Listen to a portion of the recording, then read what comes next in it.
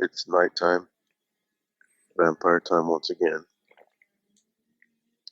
The sun will be up soon, and we're very, very aware of that in Kathryn Bigelow's 1987 film Near Dark, where it's near dark, but it's almost always near light, and sunrise is always a threat. In her film, when it's dark in that small town serial killer bus station train depot kind of way, and it's dusty.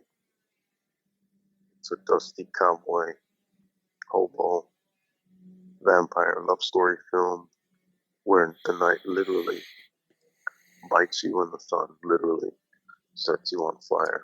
It's that kind of visceral, physical, painful, threatening vampire film. It's not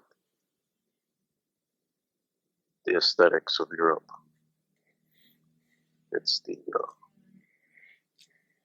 cold reality of the United States on the vampire road. How did it grab you this time around, Rick? I'm, it's interesting that you can be overwhelmed by the legend of a film without knowing the film that well. The first time I saw Near Dark was about probably 10 years ago when a listener sent me a copy of, or their copy of the Blu-ray. And I watched it. And I saw a great deal about it that was to be admired. There was knowing that it's a low budget film, didn't have the money needed to really achieve some of the excitement and special effects that would have been necessary to pull off in what was attempted. But we're looking at beautiful cinematography, a sparse landscape that was it's hard to imagine that places like this exist, because why would anybody want to live in these places? That's a very prejudicial and narrow-minded view, but you look at that place and you're like, oh my God, I can imagine people just racing to get the fuck out of these small last picture show type towns. But it was beautiful. And it was an exceptional villainous cast that really, I think, makes the film memorable.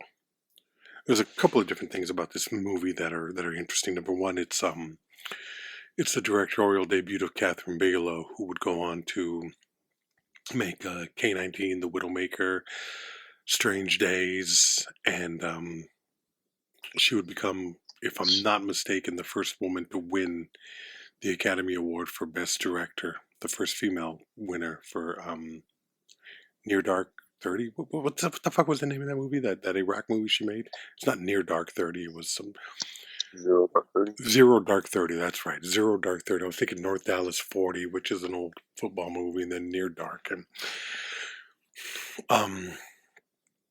but she would win. She would actually go up against Jim Cameron, her ex-husband, during his run for Titanic, her film, besting that at the Critics Awards, but not where it really counted at the box office. But as I watched this movie, I saw a great deal to admire, but I also saw a great deal where it should have been better. There should have been a tighter storyline, and some of the coincidences were a little bit too. One coincidence in particular was a little bit too easy for me to accept. It came too abrupt. There was no build towards it, and it was we'll get to that. But do I like the film? I gotta say, what I like was Bill Paxton, Jenette Goldstein, and Lance Henriksen. And the trouble with that is something that's common in horror films or action or like these types of villains. The protagonists are so underdeveloped that there's no real investment in their success, in their overcoming whatever brutality or violence is directed at them. At the end of the day, I was watching Paxton, Goldstein, and Lance Henriksen seeming to have a great time playing immortals. And it was the thing that both grabbed me and kept me in this movie. I really wanted to know more about their life, how they traveled. I found certain elements of it pretty fascinating. The skill they had at closing off a car so that they could drive in the daylight. I thought that was really cool. I just didn't care about the people that I was supposed to care about. I don't know if that's the feeling that you had. I would suspect that that was a problem that you might have had as well. But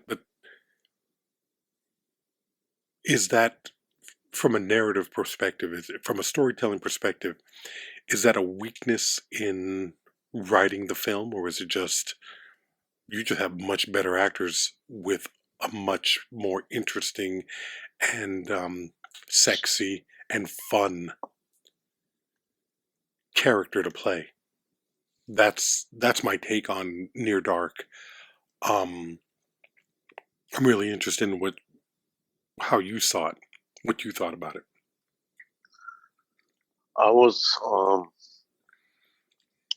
I've been trying to not really dissect as much in terms of like I'm approaching my I'm approaching my relationship to movies that we talk about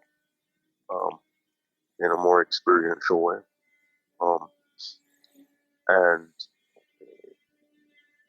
I mean, I think, and that's for a variety of reasons, but there may be, maybe next week I'll be like, and of course, the pendulum always swings back and forth, right? Yeah.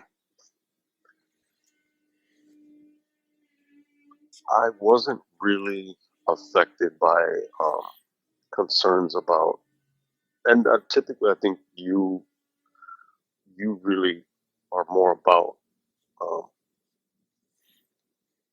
is maybe something like believable.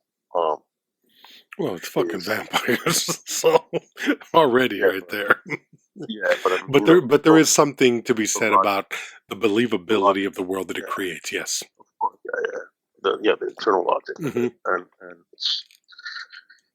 they're kind of like, okay, this coincidence, this, which I know you're talking about, this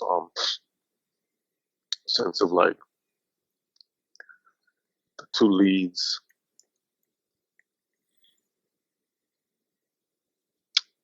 their characters are maybe not as defined as they could have been. Again, I think you make a good counterpoint in that, like, well, if you put Anthony Hopkins in either one of those, or you put Meryl Streep in either one of those roles, the male or the female role, what's she gonna do with it? What's she gonna bring to it? I think they brought kind of like an innocence to it, like gives it a little bit of like a sentimentality. And then when you play it against Lance Henriksen, right? Yeah, Lance Henriksen. That's the poor man's Christopher Walken. Yeah, I love him though. But I think, I think he's in a way better than Christopher Walken. To a degree, yes. Because he can't be reduced to his own stereotype. That's a good point. Yeah. Um, I'm not saying he's a better actor. I'm just saying, like, we know what it means to be Christopher Walken in terms of like that on the screen. We know what we get. Yeah. Um, and we love fucking Christopher Walken. That's no diss to him. But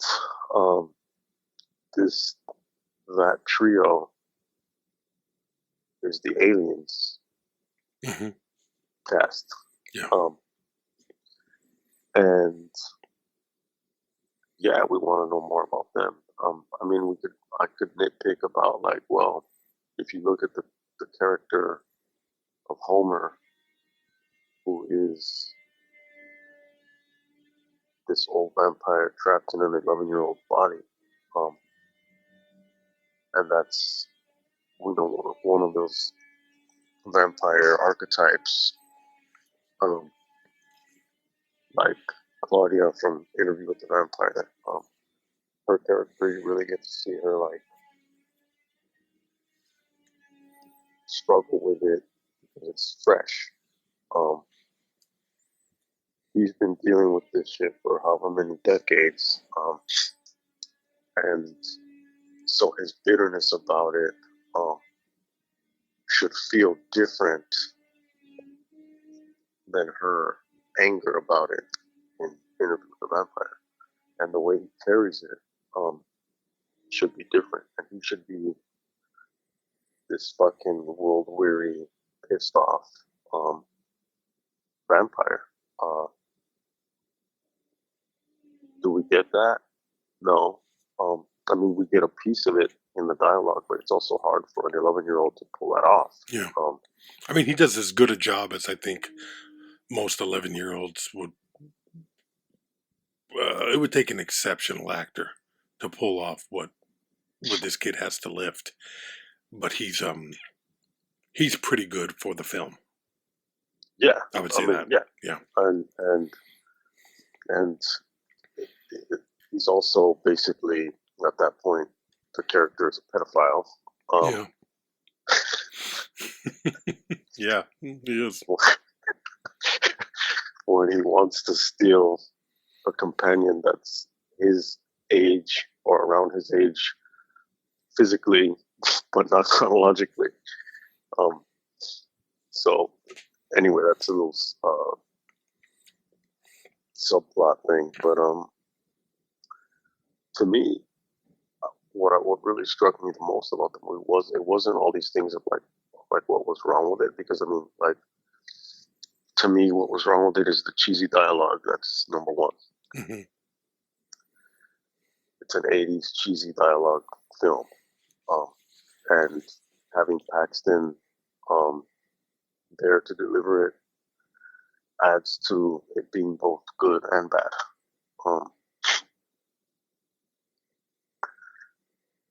But what really struck me was the anxiety of the impending dawn, because there are so many moments in this. This film takes place obviously in the night because they're vampires, but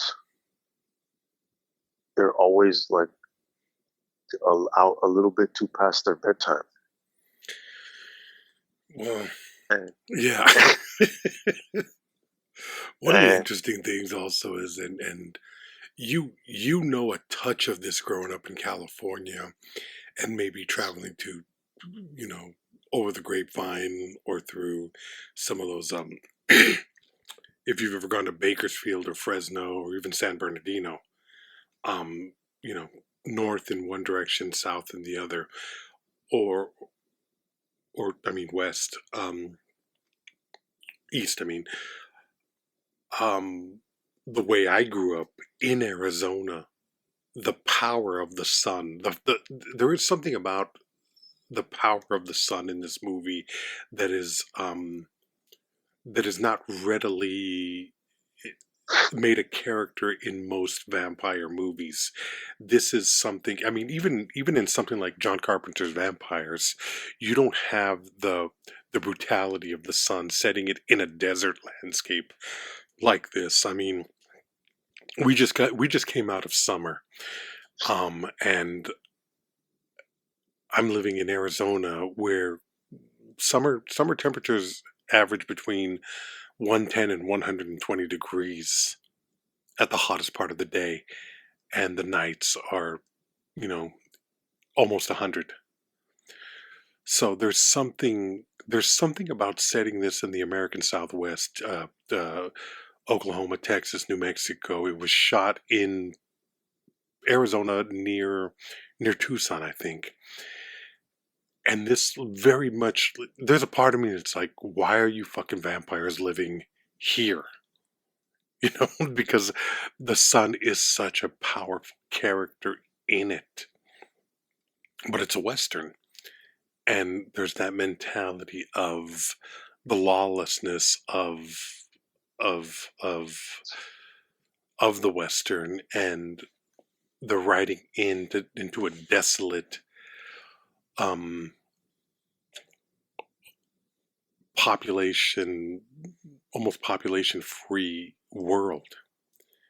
That aspect of it I really like. I really like the fact that there's a kind of hopelessness to everything that surrounds this these vampires and these people that are traveling the American Southwest. And if you look at it, it does kind of look like the Last Picture Show, and it does kind of look like whoever would be running a motel like that. And I've stayed in a motel like that once in New Mexico. It's frightening. It really is kind of like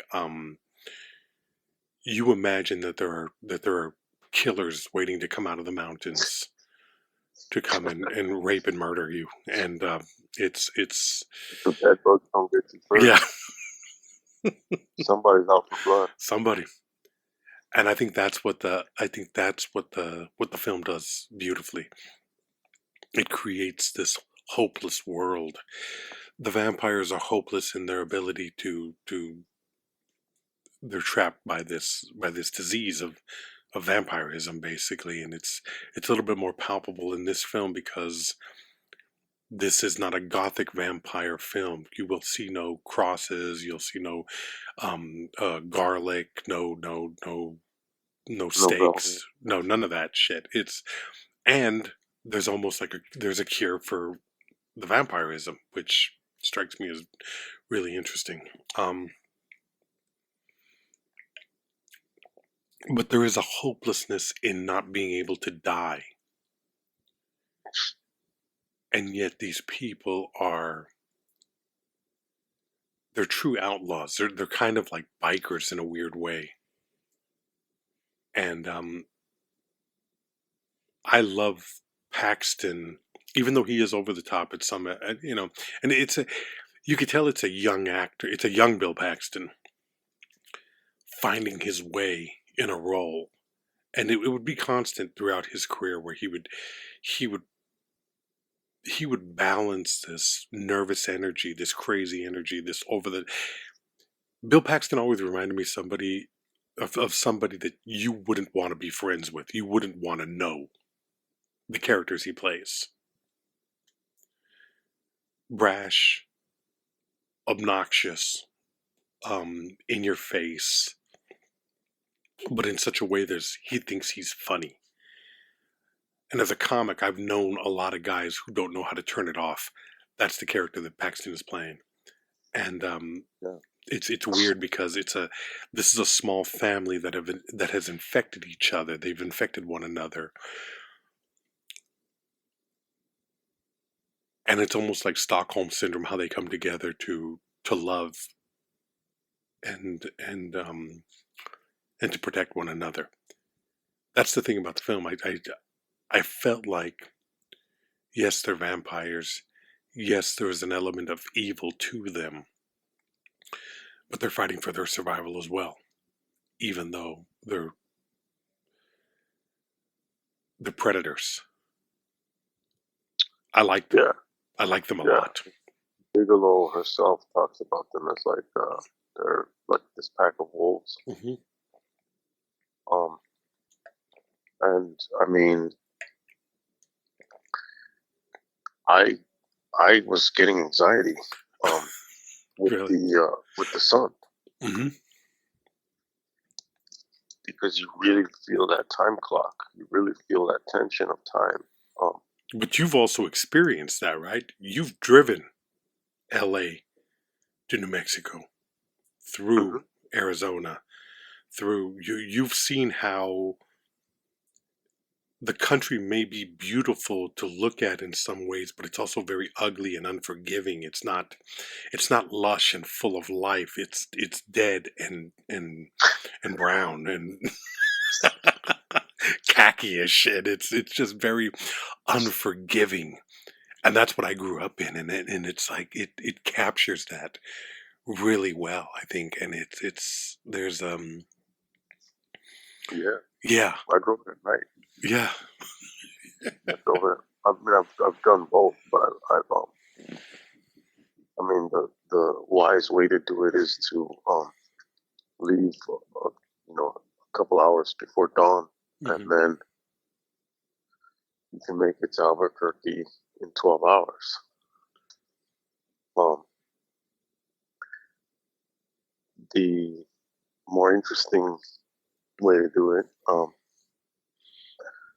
for one particular person listening to this episode, is to leave at 10 at night. And yeah, it's fucked up. It's you're. It feels like The Hitcher. It feels like that movie. Um, and it's just you and the fucking truckers, and you're trying to stay awake, and um, you just keep shifting your eyes, and yeah, it's fucked up. But if you're a vampire and you're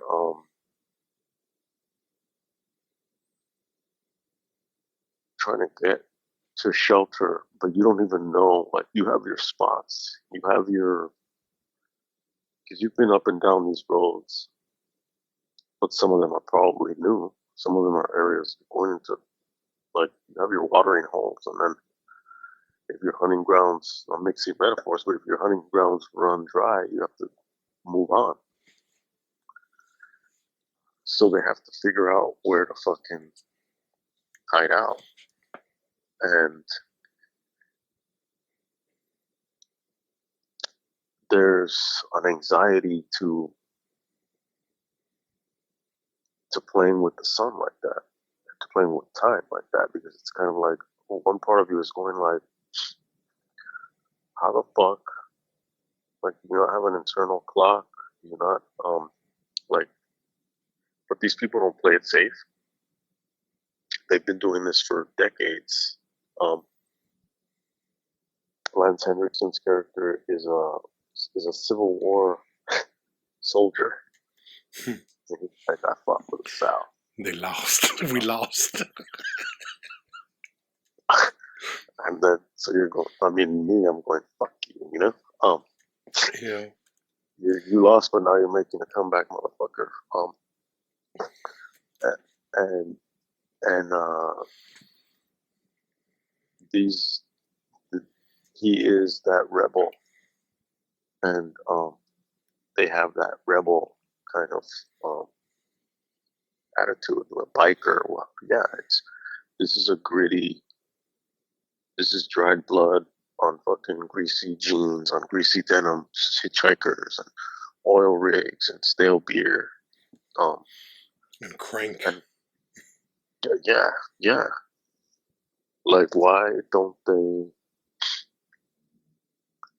These aren't like, okay, you could be in New Orleans where you could like be an Anne Rice vampire, or you could be in the Pacific Northwest where even when the sun's out, it's fucking overcast and rainy.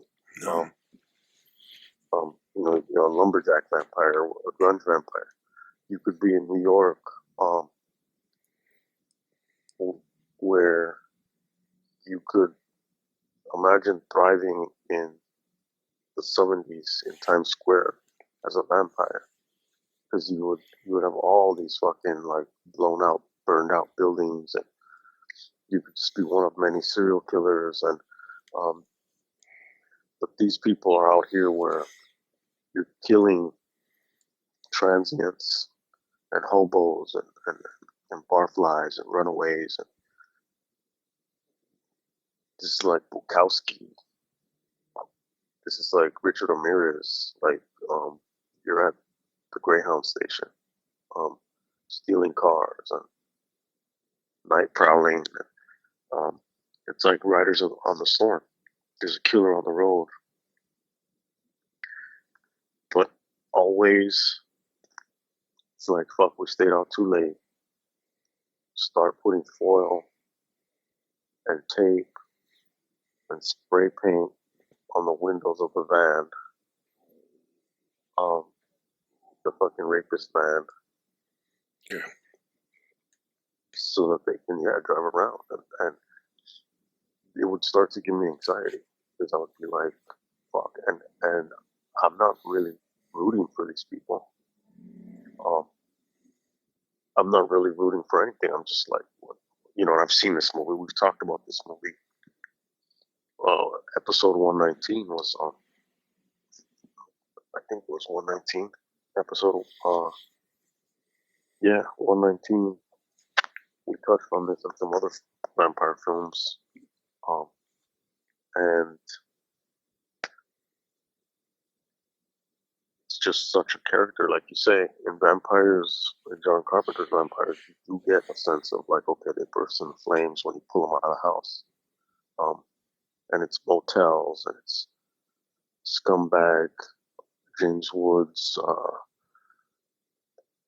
bounty hunter shit. You get some of that. But this is biker bar vampire shit. And it was just, when you're in the night, with the neon isn't like, this isn't Wong Kar Wai, beautiful, gorgeous Hong Kong neon that like makes it feel otherworldly and chic. This is, biker bar neon. This is the lights on a big rig. This is like all night diner, truck stop shit. It's a different vibe. But like, there's certain shots that there is a romance to it. There's a part before they get to the biker bar. There's a shot of them on a hill. Yeah. Remember that shot? Yeah, I remember. It's a night shot of them silhouetted on a hill with dust like blowing behind them, and it's all six of them. All those different vampire archetypes. The leader, the mom, the lovers. One of them is, of course, the reluctant vampire. The vampire trapped in a child's body. The sociopath, psychopath vampire. They all have their role to play.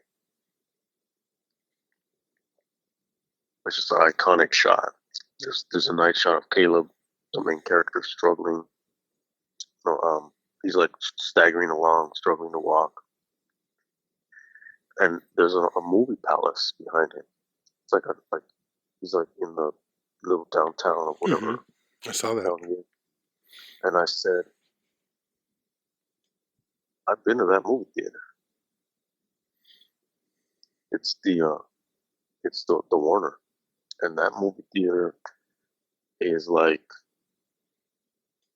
fucking 15 minutes down the street from where I grew up. It's in LA. It's in Huntington Park.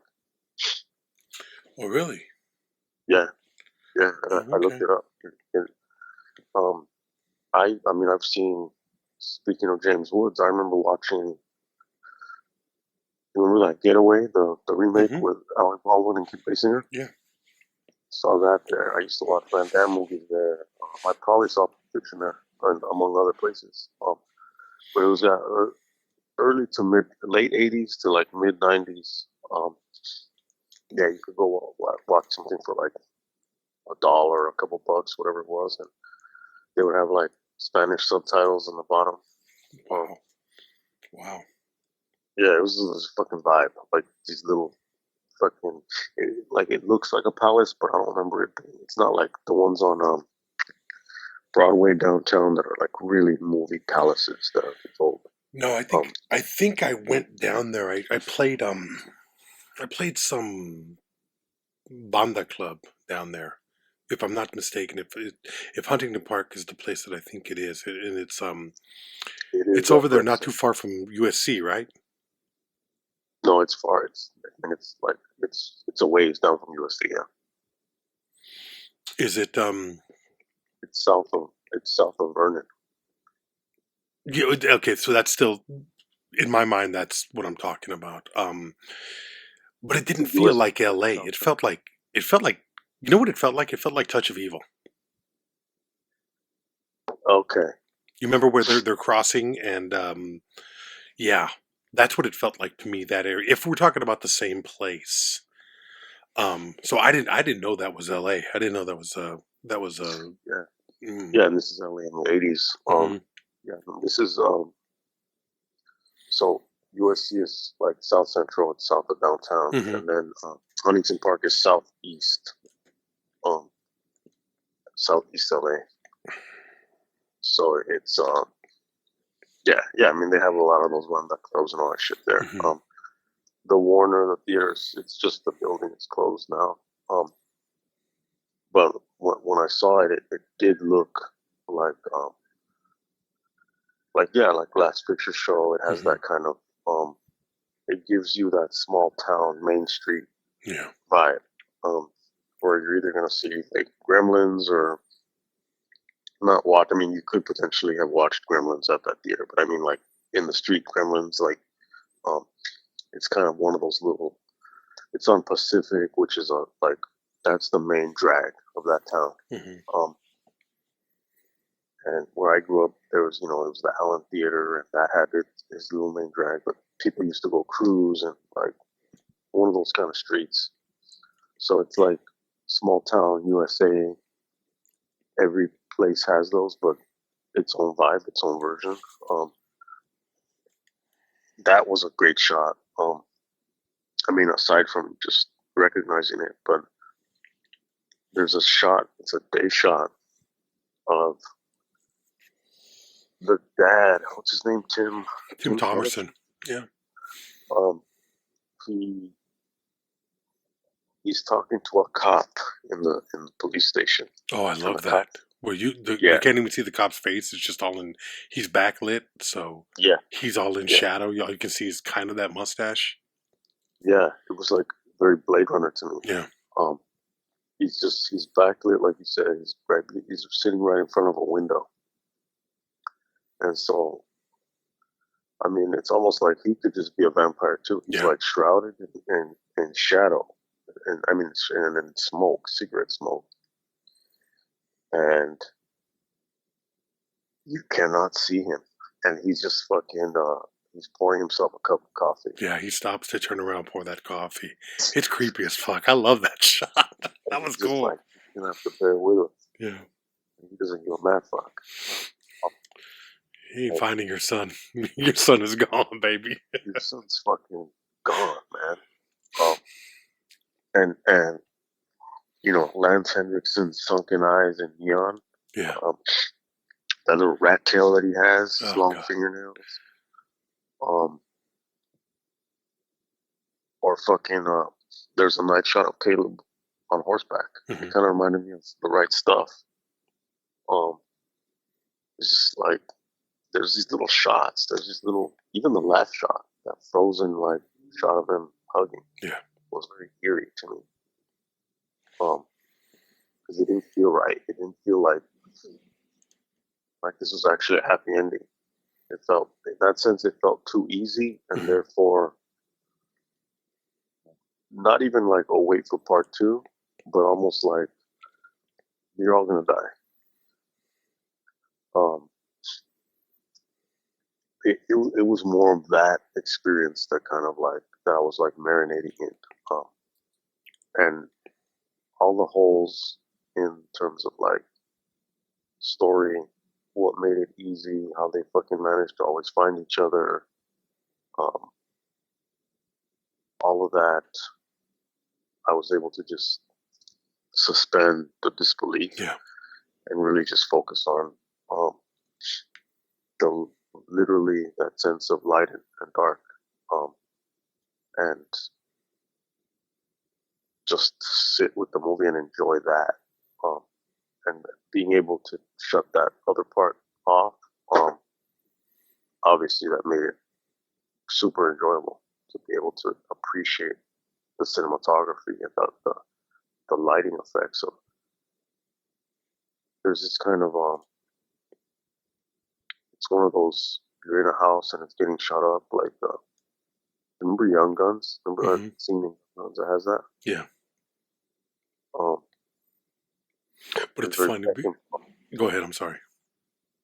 hold that thought, but it's very peck and paw. There's a moment of it in Book of Eli. Hmm. There's Kathryn moments of Bigelow. it in Blade Runner as well. The way the Yeah, the way the yeah, light flashes through the fans. Yeah. yeah, As and Roy Batty's chasing Deckard through. yeah, Yeah. yeah. Um, you're getting holes blown through the wall, but it's not the bullets that are harming them. It's Yes. That's the exactly what I people. was thinking. It was like the bullets. The bullets mean nothing to them, but that light hits and boom, the skin is set on fire, and Crackles. yeah, Yeah. God, I love that.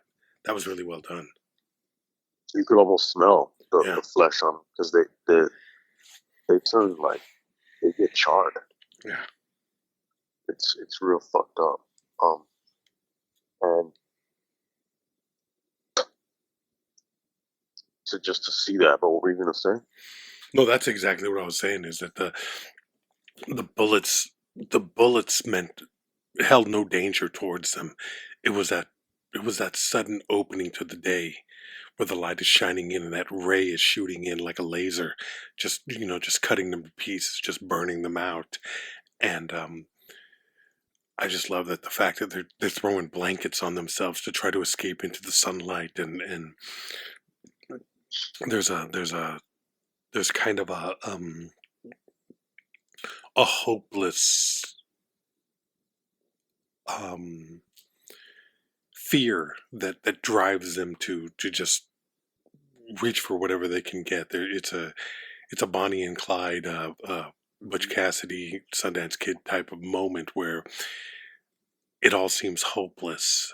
But what choice do they have? And they have to fight their way out like that. And you know, the fucking cops have no idea what they're dealing with. So I just there was so much about that I loved. That moment, that shootout as they wake up in the motel, but also that I guess the best you could describe it is a type of home invasion of that bar where there's a steady creepiness, and Paxton is doing what he's doing. He's the force. He's the immediate danger. But Henriksen has such a power. Henriksen's one of those actors that where once he has established the character and shown you who the character is, the weight of the character hangs over everything that comes off after. So although Bill Paxton is the immediate danger in the scene, the entire time I'm sitting there thinking, what's Henriksen gonna do? I Henriksen is mean, yeah, driving this whole thing, and it's a real testament to his power as an actor that he holds so much influence over the screen even when he's not on it. You know he's in the room, but he's not on the screen. You know what I mean? And that's just like, oh shit, what's old Lance gonna do? What the fuck is Lance gonna do?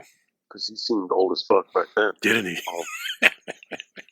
And I mean, I don't know how old he was, how actually old he was back then. He had to be in his late 30s, early 40s, which he looks old. But I think yeah. I mean, that's the same year he played Bishop, though. And if you look at him in this film versus Aliens, he looks so much older and beat up in this film than he does as Bishop. And he didn't look like a young kid when he played Bishop. He's one of those actors that he just maybe it's that level of thinness and that gaunt look that makes you look, you know, in a way like Iggy Pop. Iggy Pop has that look where he looks like he's been 80 his entire life. And Iggy Pop's also lived very close to death, very, very fucked up. Mm-hmm. But also Iggy Pop was into like weird diets and stuff like that too. So like, it's just, some people have that face, you know what I mean? Like that, it just, the years of stories on the face. I mean, so Lance Henriksen was born in 1940. Wow. So this is from 87. He's just a couple years older than me. Oh, wow. See, I thought he was younger than that. Thanks. It ain't all about you, motherfucker. It's been about me for centuries. Yeah. In my dive bar, Uh-huh. you know, I'll have the dive bars of our biography. He says he wants a beer, and he says and a glass, and then the waitress brings them, and he's like, just a glass, and then she's like, just a glass. He's like, just a glass. And you're going like, oh fuck, good girl. Like, then the bartender's like, what do you want? And he's like, just 5 more minutes of your time, which is the amount of time you have left of your life, or whatever the fuck he says. Yeah. And you're going like, God, this is bad. Yeah. This is bad. And he looks like this whacked out Keith Richards, which is to say more whacked out Keith Richards. Of that, like, and more vampire, like I was gonna say, or like a vampire Keith Richards, which is also say more vampire Keith Richards. But you could pretty much do that with any, you know, pirate Keith Richards, which is more pirate. He's all of those Keith Richards isms. And just his look is just cool. It's fucked up, but it's just cool. He's fascinating. He's just fascinating. For those of you who don't know what the fuck we're talking about, now that we're 5 hours into this, the premise of this film is that this like wayfish looking chick is outside a bar in some small town, and some young handsome cowboy guy goes up to her, they talk, and they go for a ride in his truck. Then she gets freaked. He takes her to see his horse, and his horse fucking gets scared. And then she gets freaked out because she's like, fuck, like they're having that thing, they like kind of fall for each other right away. And she's like, you have to take me home. The sun's coming up. I gotta go home. And that begins this process of this guy's journey into that world, because as he's driving her, he's like teasing. He's like, no, you have to give me a kiss before I take you. Well, she bites him. And she literally runs off. And he spends a lot of time staggering in this film. Yeah. He staggers home all fucked up.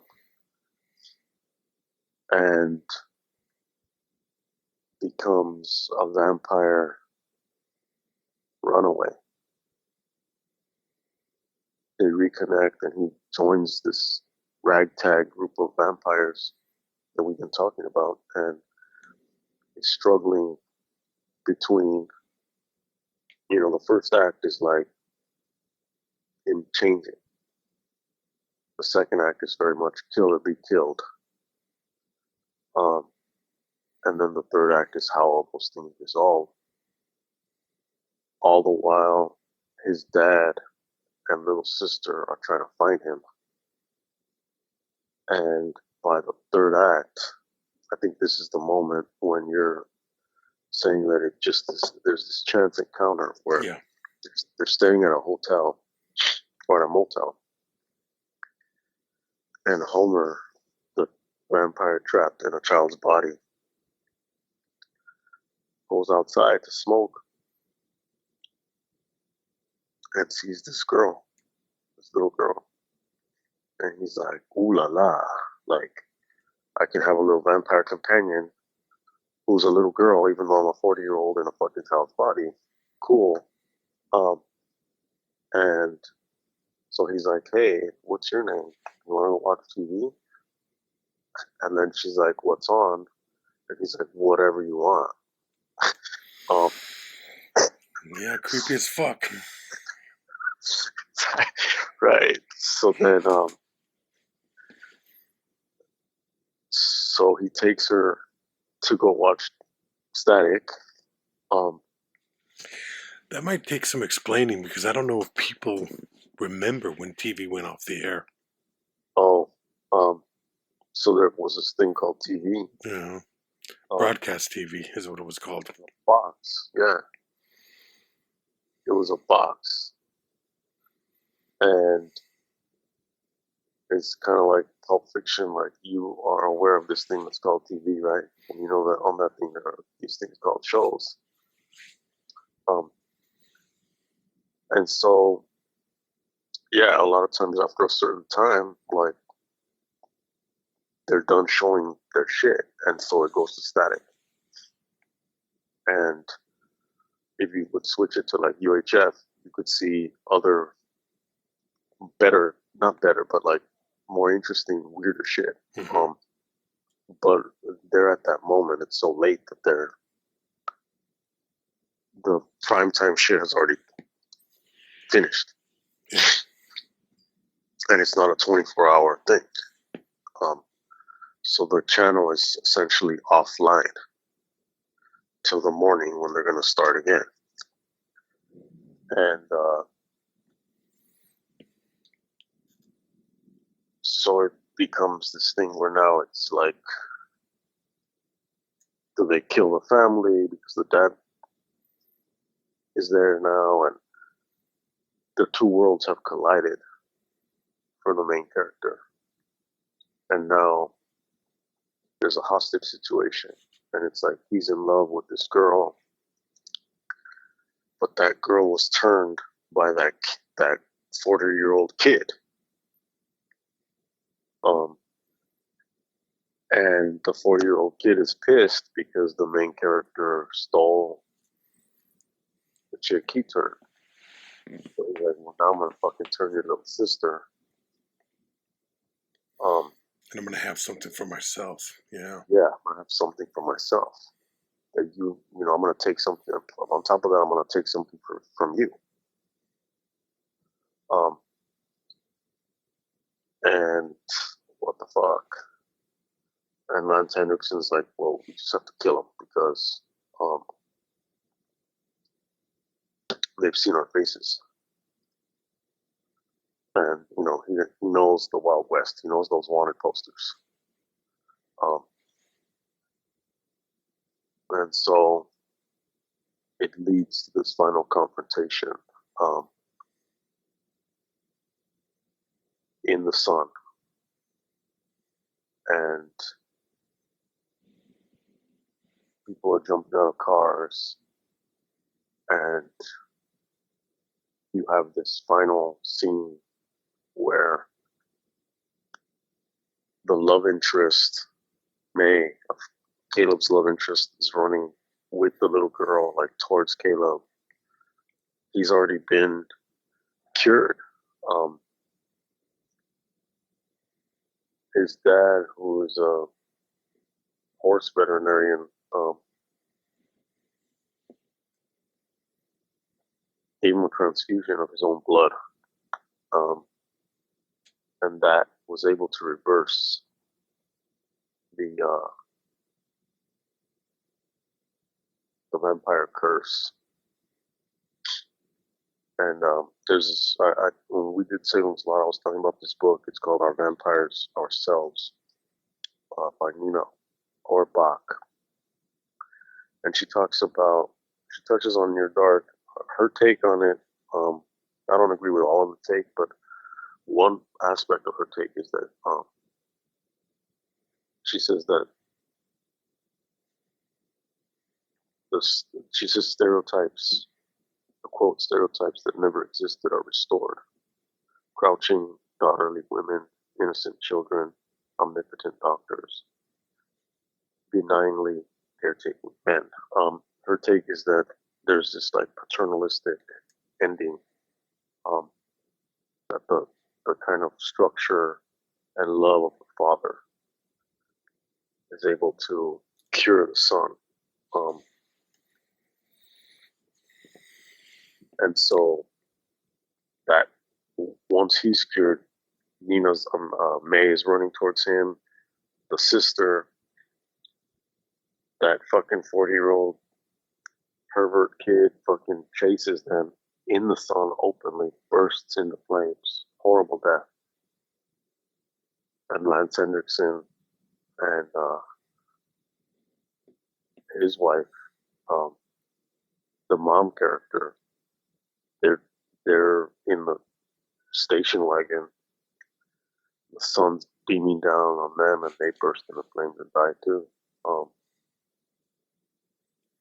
And then the girl is able to be restored, and everything becomes like it seems, like it's right with the world again. Yeah. And I mean, there is a part of me that's like, that's so fucking boring. Not as a movie ending, but just as a I mean, yes, as a movie ending, but I mean, like, not for particularly this film. Like, I don't think it made the film boring, but I think that there is a part of me that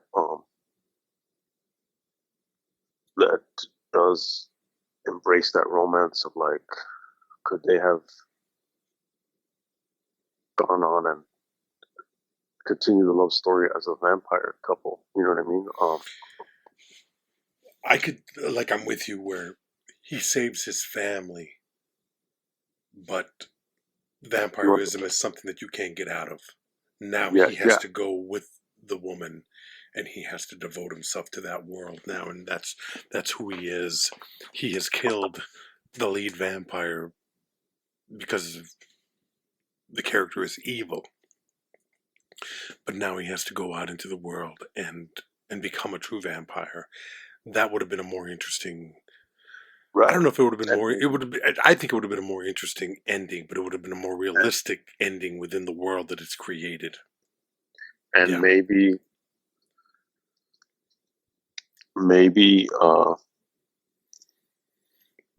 he starts to form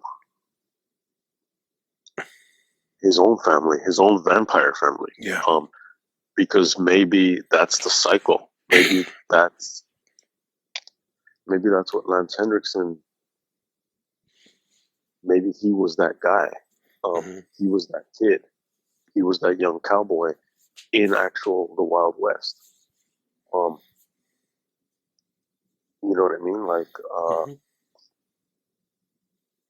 I just feel that what we're describing, yes, it would have been interesting. Like, and it makes me question, like, and how did these things evolve? Like, does the new generation of vampires, do they start forming relationships with these motel owners? So is there like this underground railroad network of motels where vampires can stay? You know what I mean? Like, it just leads me into other directions, into other, which is just. a game. They would kind of do that 30 years later with the John Wick films, where you have a Correct. world Yeah. that exists, and then you have this world of assassins that that lurk in the underbelly of it So, all, yeah. where you have a normal world, but then you have this network, which I think is I think Carpenter touches on that with vampires, but it seems kind of like an obvious thing here that they should have done, where it was. I think that would have made for a little bit more prophetic of film and more. I would have liked I like ideas. I like where it mirrors the world that we live in and how that could possibly exist within what we live in. But yeah, You know.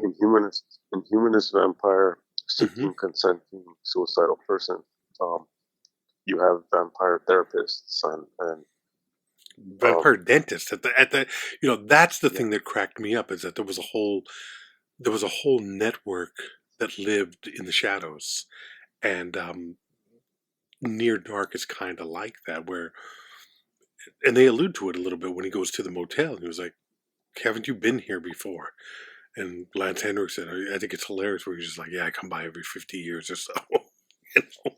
I mean, he's having fun with the legend of this character. They're creating a mythology, and it's interesting because you did talk about Gothic vampires, New York, and you alluded to both New Orleans with Anne Rice and the Pacific Northwest with the Twilight films. But these are, for lack of a better description, the best way I can describe it is white trash vampires. You know what I mean? I mean, even look at Jenette Goldstein's hair, peroxided with the roots growing out, and she alludes to that in one of the interviews. But they're just fucking, they're dirty, nasty people that are just, they're bikers. They're just yeah, fucking lawless, and I think that they would be shunned within the vampire community. Christopher Lee would have nothing to do with these people. yeah. I mean, You know? typically we see vampires at once. I mean, once they get out of the folklore, Yeah. um, into literature, they're aristocratic, and then once they get into the cities and modernity, they may not be wearing capes, but they're chic. They're very urbane. They're worldly. They they've acquired wealth um, through their uh, vampirism, through being parasites on the working class. They've acquired these tastes over the years, the finer things. Um, Typically, yeah, we see them as, even if they're not so-called like old money, upper crust vampires, there's a sense of, and I talked about this in an interview with the vampire. It's kind of like this new money, nouveau riche, conspicuous consumption where they're just, Claudia's just killing everything, and Lestat is like, slow the fuck down. Like, who are you trying to? It's as if you're trying to infect someone. Or in what we do in the shadows, the new vampire is telling everyone he's a vampire. Um, Yeah. but the modern urban vampire, even if not with candles and all that, is very still slick, unless it's like Abel Ferrara's. Um, I mean, think of the Hunger, Catherine Deneuve, David Bowie. Hmm. They're very fucking chic and cool. Um, in The Addiction, in Abel Ferrara's The Addiction, there are elements of that, but it's like it's chic, but it's heroin chic. they're fucking gritty ratty, but in a way that still comes off cool because of this sense of like modern coolness that they have. Whereas this is not, as you said, this is not that. This is like, well, what if like Roseanne or it was a vampire show? You know what I mean? Like, and I mean, like, not to be a dick, but I mean, yeah, it has more of that element of like imagine in the downtown Vegas Litter Gulch area, if there were vampires, it would be like that too. You know, like it's just more ashtrays and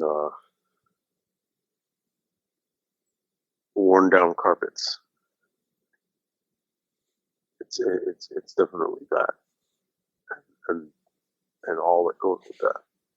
And so it speaks to the different aspects of U.S. geography and how vampires have been portrayed and the socioeconomics. You know what I mean? Like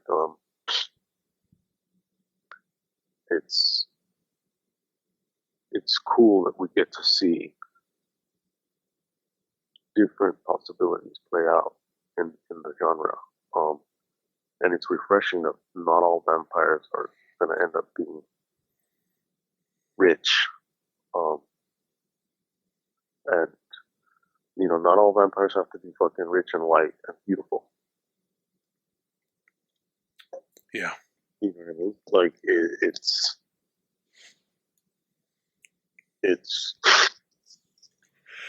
this is still like very like white coated because it's very cowboy western shit, but as you say, if it's gonna be seen as a white trash,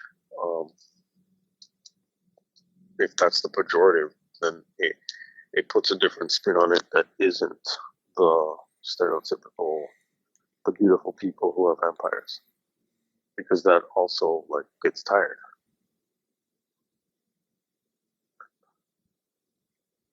So definitely very ambient, and I'm glad we returned. I'm glad we came back to this. It's a good film, good performances, and it creates this world. And I really like those moments. Especially there's a moment where they're all hunting, and you start with Homer falling off a bike, and some old man comes to help him, and he gets bit.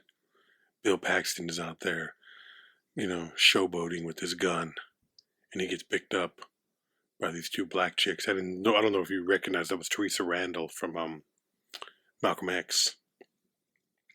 No, No, I didn't think so. The girlfriend that became the hooker.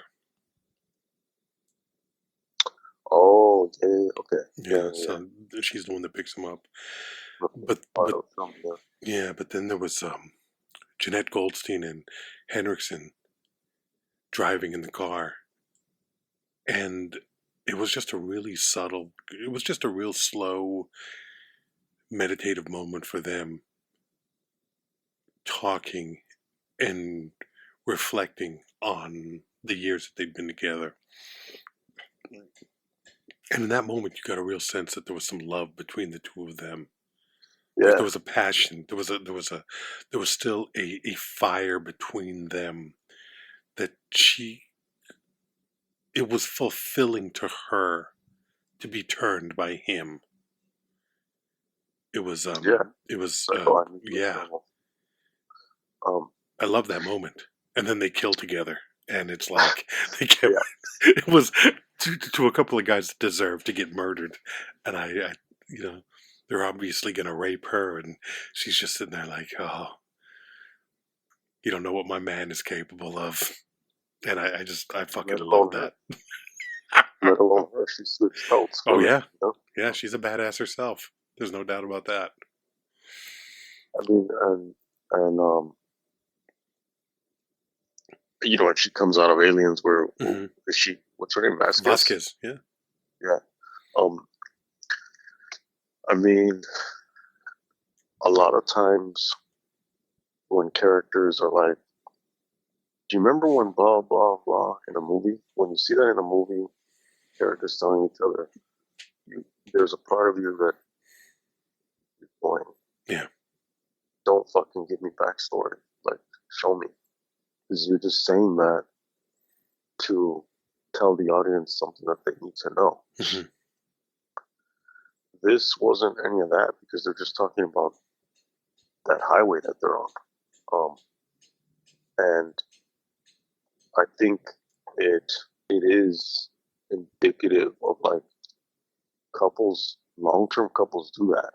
Or I mean, the hope is that they would do that, where you start going over, you mythologize your own shit, and it creates a continuity of romance. Like Leslie and I do that. We're like, where have we had ice cream? And you start to just go down this thing, and you're like, well, I remember I liked it when we had ice cream at this place, and you're really mining your memory for these moments that may have been just kind of seemingly lost in time, right? It's just ice cream somewhere. Is that a big deal? No, but you can make it something really beautiful. Yeah. And for them, it's like, remember 100 years ago when we came by here? Man, how things have changed, and yeah, and then they kill together, and it's fucking date night. It becomes date night for them. Yeah. And there is this like, it's different from the young couple because this sense of like all this whirlwind of emotions, they don't have that anymore. They have uh, Esther Perel calls it like there's a love story and there's a life story. That's interesting. Yeah, and the young couple have a love story, and the old couple, they have a fucking undead life story. They've been together for so fucking long. So when they die together, they die with smiles on their faces. Interestingly, and she says "fun times," which I mean, like, is that whatever you feel about that line in a script at all, much less like when you're gonna die as a vampire. But that goes to, it's like they knew that this was their thing from the beginning. They knew that they were immortal, but they always played with that danger. They always played with that sunlight. In so many vampire stories, the vampires wish that they could see the sun.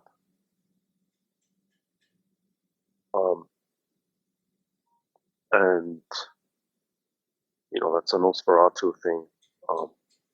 Is that it hurts them versus just weakening them. And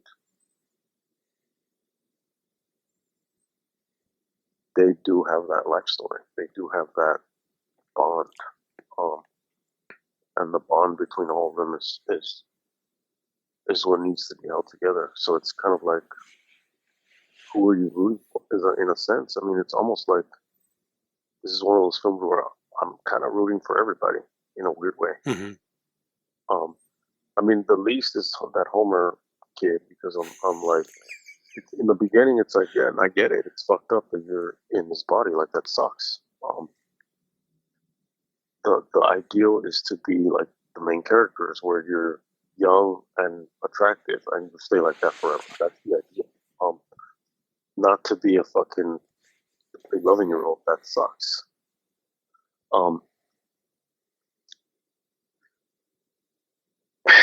I stopped rooting for him once he's like all like his bitterness becomes, oh, I'm gonna fucking, even before he even knows who she is, like, I'm just kind of like, all right, you're a fucking like pervert.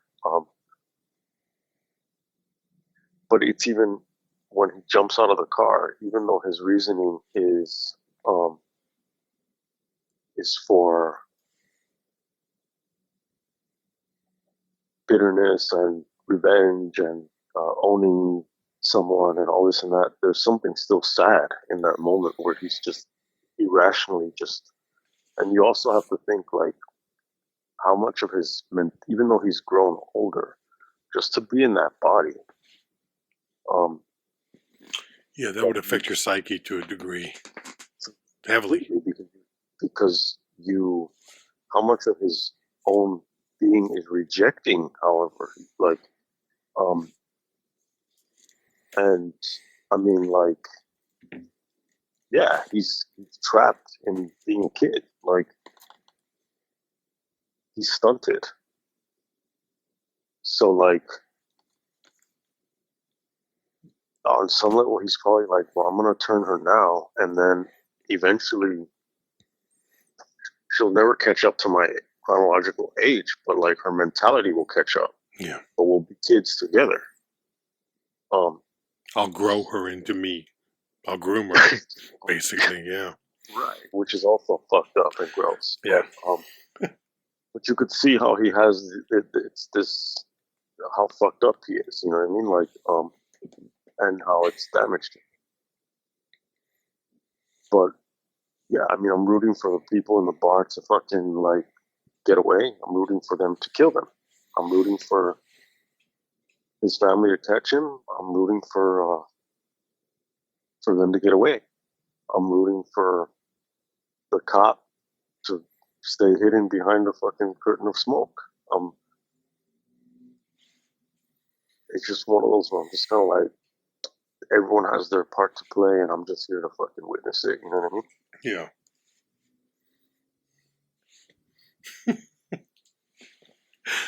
At the end of the day, this film, the film is a lot deeper than I think it has any right to be. And you know, when I say that, it's because, especially genre films, especially horror, they're just meant to scare the shit out of you.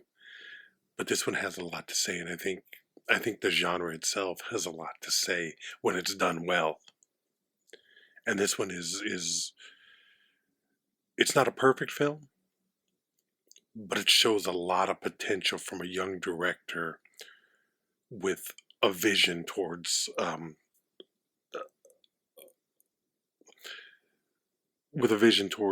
very powerful storytelling hand.